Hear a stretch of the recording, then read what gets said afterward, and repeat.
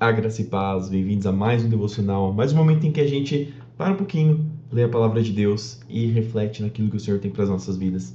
Vamos começar com uma oração? Senhor, obrigado por mais essa oportunidade de ler a Tua palavra.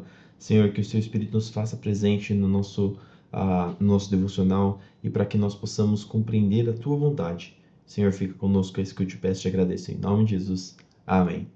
E sem mais delongas, vamos para o texto de hoje, que se encontra lá em Samuel, 1 Samuel 8, nós vamos ler do 1 até o capítulo 9, 27. E diz o seguinte: Quando Samuel ficou idoso, nomeou seus filhos para serem juízes sobre Israel. Joel, seu filho mais velho, e Abias, o segundo mais velho, julgavam em Berseba, mas não eram como seu pai.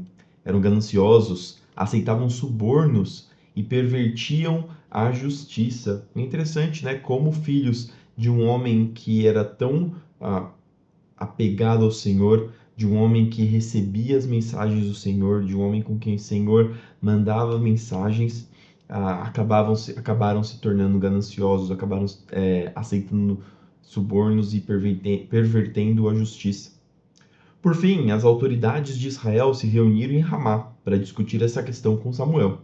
Eles disseram: Olhe, o Senhor está idoso e seus filhos não seguem seu exemplo. Escolha um rei para nos julgar, como ocorre com todas as outras nações. Se a gente parar para voltar lá em Juízes, o Juízes sempre falava e Israel não tinha um rei. Isso já indicava que Israel estava num processo de colocar um rei como governante do povo. E aqui, Samuel sendo o último juiz, lógico que seus filhos Joel e Abias julgavam Israel, atuavam como juízes, mas a gente considera Samuel como sendo o último juiz que realmente ficou, porque por conta do que Joel e Abias faziam, eles foram destituídos de serem juízes. Samuel não gostou de que lhe tivessem pedido um rei e buscou a orientação do Senhor. O Senhor lhes respondeu: Faça tudo o que eles pedem, pois é a mim que rejeitam e não a você. Eles me rejeitaram como seu rei, desde que tirei do Egito até hoje. Eles têm me abandonado e seguido outros deuses. Agora tratam você da mesma forma. Faça o que eles pedem, mas advirta-os solenemente a respeito de como o rei os governará. Aqui, Samuel não gostou, não porque Samuel queria continuar julgando, mesmo porque Samuel já estava no fim da sua vida. Samuel já era idoso, Samuel já tinha, imagino que trabalhado muito. Inclusive, os filhos deles estavam julgando justamente porque talvez ele não estivesse conseguindo fazer o que ele queria. Eu creio que Samuel não ter gostado disso é porque o povo estava rejeitando o governo feito pelo Senhor, que instituía os juízes, que instituíam profetas que falavam com o povo, e eles estavam querendo um governo mais administrativo, não relacionado com Deus. Então, é como se o povo estivesse falando: ó, não queremos mais ser governados por Deus, nós queremos um rei, nós queremos um homem que vai nos governar. Verso 10. Então Samuel transmitiu a advertência do Senhor ao povo que lhe pediu um rei. Disse ele: Este é o modo como o rei governará vocês. Ele convocará seus filhos para servi-lo em seus carros de guerra e como seus cavaleiros e os fará correr à frente dos carros dele. Colocará alguns como generais e capitães de seu exército. Obrigará outros a arar seus campos e a fazer as colheitas, e forçará outros mais a fabricar armas e equipamentos para os carros de guerra.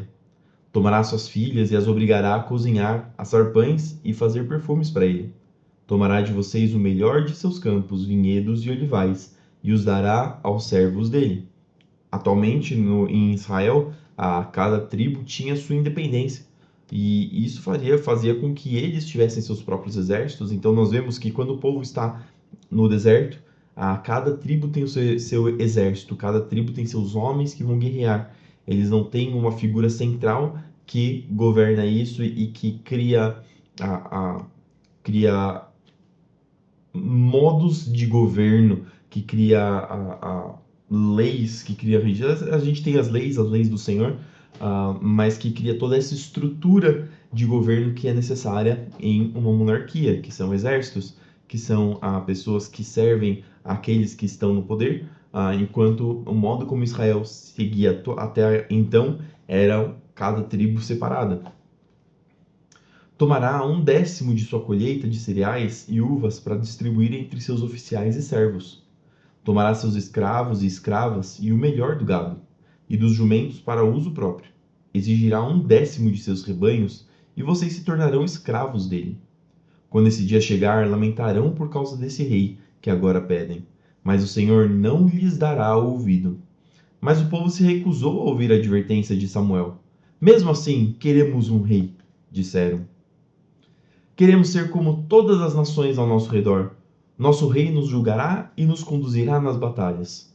Samuel repetiu para o Senhor aquilo que o povo tinha dito, e o Senhor lhe respondeu: Faça o que eles pedem e dê-lhes um rei. Então Samuel ordenou aos israelitas que voltassem cada um para sua cidade. Capítulo 9. Havia um homem de alta posição chamado Quis, da tribo de Benjamim. Era filho de Abiel, filho de Zeror, filho de Becorate, filho de Afia, da tribo de Benjamim. Seu filho Saul era o jovem mais atraente de todo Israel. Era tão alto que os outros chegavam apenas a seus ombros. Certo dia, as jumentas de Quis se perderam, e ele disse a Saul: Leve um servo com você e vá procurar as jumentas. Então Saul e o servo percorreram toda a região montanhosa de Efraim, a terra de Salisa, a região de Saalim e toda a terra de Benjamim, mas não encontraram a jumenta em parte alguma. Por fim, chegaram à região de Zuf, e Saul disse ao servo: Vamos voltar para casa. Não quero que meu pai fique mais preocupado comigo do que com as jumentas. O servo, porém, disse: Tenho uma ideia. Nessa cidade mora um homem de Deus. O povo daqui o respeita muito, pois tudo o que ele diz acontece. Vamos procurá-lo. Talvez ele possa nos dizer para onde devemos ir. Saul respondeu: Está bem, vamos. Mas não temos nada a oferecer ao homem de Deus. Até a nossa comida acabou e não temos nada para lhe dar em troca. O servo disse: Tenho comigo uma pequena quantidade de prata. Pelo menos poderemos oferecer isso ao homem de Deus e ver o que acontece. Naquele tempo, em Israel, quando alguém queria receber uma mensagem de Deus, dizia: Vamos perguntar ao vidente, pois os profetas de hoje eram chamados de vidente. Saul concordou: Está bem, vamos. Então foram para a cidade onde morava o homem de Deus. Quando subiam a colina para chegar à cidade, encontraram algumas jovens descendo para buscar água. Então Saul e o servo lhes perguntaram: O vidente está aqui hoje? Elas responderam: Sim, basta seguir em frente. Mas é preciso correr, pois ele acabou de chegar à cidade para realizar um sacrifício no lugar de adoração. Quando entrarem na cidade, tentem encontrá-lo antes que ele suba para a refeição no alto da colina. O povo não começará a comer até que ele chegue para abençoar o sacrifício. Subam logo, pois é agora que poderão encontrá-lo. Então chegaram à cidade, e quando entravam pelos portões, Samuel vinha na direção deles, subindo para o lugar de adoração. No dia anterior à chegada de Saul, o Senhor tinha dito a Samuel: Amanhã, por volta dessa hora, enviarei a você um homem da terra de Benjamim. Você o ungirá para ser líder do meu povo, Israel. Ele os livrará dos filisteus, pois olhei para o meu povo com misericórdia e ouvi seu clamor. Quando Samuel viu Saul, o Senhor disse: Este é o homem de quem lhe falei. Ele governará meu povo. Saul se aproximou de Samuel na entrada da cidade e perguntou: O Senhor poderia me dizer onde fica a casa do vidente? Eu sou o vidente, respondeu Samuel. Suba diante de mim, até o lugar de adoração. Ali comeremos juntos, e pela manhã eu lhe direi o que você quer saber, e depois poderá seguir viagem. E não se preocupem com as jumentas que se perderam há 3 dias, pois foram encontradas. Eu lhe digo que as esperanças de Israel estão centradas em você e sua família. Saul respondeu: Mas sou apenas da tribo de Benjamim, a menor das tribos de Israel. E minha família é a mais insignificante de todas as famílias dessa tribo. Por que o Senhor fala comigo dessa maneira? Então Samuel levou Saul e seu servo para uma sala de jantar e lhes deu o lugar de honra entre os convidados, cerca de 30 pessoas. Em seguida, Samuel pediu ao cozinheiro: Traga o pedaço de carne separado para o convidado de honra. O cozinheiro trouxe a coxa do sacrifício e a colocou diante de Saul. Coma, disse Samuel. Reservei este pedaço para você, desde que decidi convidar estes homens para a refeição. E Saul comeu com Samuel naquele dia. Quando desceram do lugar de adoração e voltaram para a cidade, Samuel levou Saul ao terraço da casa e preparou uma cama para ele. Ao amanhecer do dia seguinte, Samuel chamou Saul novamente. Levante-se, disse ele, é hora de seguir viagem. Saul se aprontou e ele e Samuel saíram juntos. Quando chegaram à saída da cidade, Samuel disse a Saul que enviasse seu servo adiante. Depois que o servo partiu, Samuel disse: Fica aqui, pois recebi de Deus uma mensagem para você. João 6, do 22 até o 42. No dia seguinte, a multidão que tinha ficado do outro lado do mar viu que os discípulos haviam pegado um único barco dali e que Jesus não fora com eles. Alguns barcos de Tiberíades se aproximaram do lugar onde o povo tinha comido os pães depois que o Senhor os abençoou. Quando a multidão viu que nem Jesus, nem os discípulos estavam ali, todos entraram nos barcos e atravessaram para Cafarnaum, a fim de procurá-lo. Encontraram-no do outro lado do mar e lhe perguntaram: Rabi, quando o Senhor chegou aqui? Jesus respondeu: Eu lhes digo a verdade. Vocês querem estar comigo não porque entenderam os sinais, mas porque lhes dei alimento. Aqui Jesus falando que não é porque eles entenderam o motivo final dos sinais que Jesus estava dando, ou seja, mostrando que ele, Jesus, era o Messias, mas por interesse, porque Jesus deu o alimento para eles. Não se preocupem tanto com coisas que se estragam, como a comida, mas usem suas energias buscando o alimento que permanece para a vida eterna. Usem suas energias buscando o alimento que permanece para a vida eterna. O que nós estamos fazendo hoje aqui neste devocional é isso. Nós estamos buscando o alimento que permanece para a vida eterna, o qual o Filho do Homem pode lhes dar, pois Deus, o Pai, colocou em mim seu selo de aprovação. Nós também queremos realizar as obras de Deus, disseram eles. O que devemos fazer? Jesus lhes disse: Essa é a única obra que Deus quer de vocês. Creiam naquele que me enviou. Creiam em Deus. Creiam naquele que me enviou. Eles responderam: Se deseja que creiamos no Senhor, mostre-nos um sinal. O que o Senhor pode fazer? Afinal, nossos antepassados comeram maná no deserto. As Escrituras dizem: Moisés lhes deu de comer pão do céu. Jesus disse: Eu lhes digo a verdade, não foi Moisés quem lhes deu o pão do céu. É meu Pai quem dá o verdadeiro pão do céu a vocês. O verdadeiro pão de Deus é aquele que desce do céu e dá a vida ao mundo. Aqui Jesus explicando a prefiguração. O povo estava falando do maná que o povo de Israel comeu no deserto como sendo aquilo que não deixou que o povo morresse, aquilo que trouxe a vida. E ele falou, mas não foi Moisés, foi Deus, Deus que manda algo do céu para que vocês não morram. E aqui o verdadeiro pão de Deus é aquele que desce do céu e dá a vida ao mundo, ou seja, para ter vida. Assim como o povo de Israel no deserto precisava de algo para comer, para que não morresse, aqui Jesus está falando que ele veio do céu para o povo, para que desse a vida para o mundo, e assim o mundo não morresse.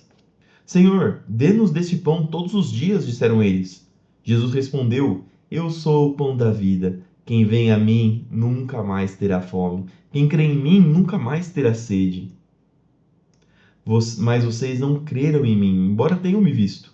Contudo, aqueles que o Pai me dá virão a mim, e eu jamais os rejeitarei, pois desci do céu para fazer a vontade daquele que me enviou, e não minha própria vontade. E essa é a vontade de Deus, que eu não perca um sequer de todos que ele me deu, mas que ressuscite todos no último dia. Pois é a vontade de meu Pai que todo aquele que olha para o Filho e nele crer tenha a vida eterna, e eu o ressuscitarei no último dia. Esse versículo é muito poderoso, que diz: Pois é da vontade de meu Pai que todo aquele que olhar para o Filho e nele crer tenha a vida eterna. Aqui mostra o segredo de uma pessoa que quer seguir a Cristo e que recebe a salvação. Aquele que olhar para o Filho, aquele que olhar para Jesus Cristo e nele crer que ele é o Deus que veio em carne e que ele morreu para que pudéssemos novamente estar junto ao Pai, para que o pecado que em nós habitava pudesse ser castigado em Jesus, para que nós pudéssemos estar novamente aptos a estar com Deus. E eu ressuscitarei no último dia. Então os judeus começaram a criticá-lo, pois ele havia afirmado: Eu sou o pão que desceu do céu. Diziam: Este não é Jesus, filho de José? Conhecemos seu pai e sua mãe. Como ele pode dizer desci do céu? Salmo 106, 32 ao 48. Também em Meribá provocaram a ira do Senhor, o salmo que continua contando a história de Israel, e causaram sérios problemas a Moisés. Fizeram Moisés se irar e ele falou sem refletir. Não destruíram as nações que habitavam na terra como o Senhor lhes havia ordenado. Em vez disso, misturaram-se com elas e adotaram seus costumes. Adoraram ídolos estrangeiros, o que causou sua ruína. Chegaram a sacrificar aos demônios seus filhos e filhas. Derramaram sangue inocente, o sangue de seus filhos e filhas, a oferecer sacrifícios aos ídolos de Canaã. Contaminaram a terra com sangue. A si mesmos contaminaram com seus atos perversos. Seu amor aos ídolos foi adultério. Por isso a ira do Senhor se acendeu, e ele sentiu aversão por seu povo, sua propriedade.